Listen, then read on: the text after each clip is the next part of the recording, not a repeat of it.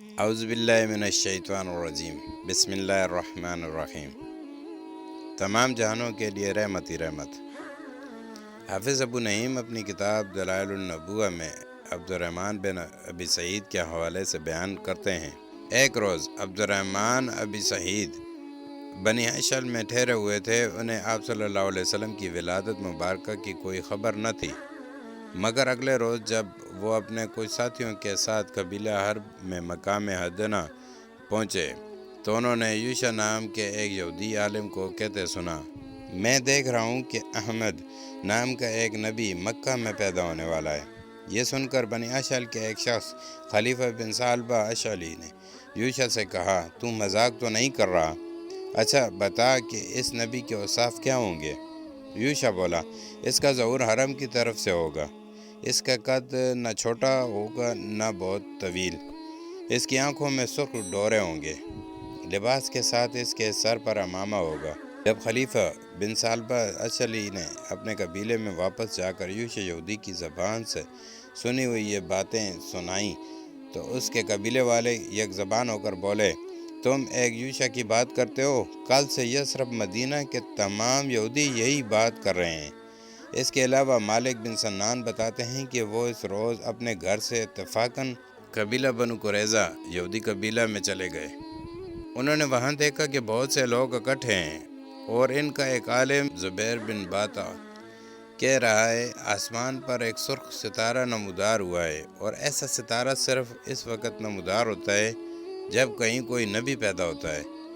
آج جو نبی پیدا ہوا ہے اس کا نام احمد ہے، جو آخری نبی کا نام ہے، اور وہ ہجرت کر کے یہیں آئے گا۔ یاد رہے، آپ صلی اللہ علیہ وآلہ وسلم کے متعلق تمام مذاہب کی مذہبی کتابوں میں پیشگوئیاں موجود ہیں جن کے مطابق آپ کا نام مبارک تورات و انجیل میں احمد آیا ہے۔ جب مدت بعد کسی شخص نے حضرت صلی اللہ علیہ وآلہ وسلم سے زبیر بن باتا کی یہ باتیں بیان کی تو آپ صلی اللہ علیہ وسلم نے فرمایا، اگر زبیر بن باتا اپنی زندگی میں مسلمان ہو جاتا تو اس کی ساری قوم ایمان لے آتی، کیونکہ وہ بھی اس کا اتباع کرتی تھی۔ ابو نعیم چند دوسرے سکہ راویوں اور زید بن ثابت رضی اللہ تعالیٰ عنہ کے حوالے سے کہتے ہیں کہ بنو قریظہ اور بنو نذیر کے یہودیوں کا کہنا تھا کہ سرخ ستارہ صرف دنیا کے آخری نبی کی ولادت پر طلوع ہوگا، اس کا نام احمد ہوگا اور وہ ہجرت کر کے یثرب مدینہ آئے گا، ہمارے لیے اس کی اطاعت لازم ہے۔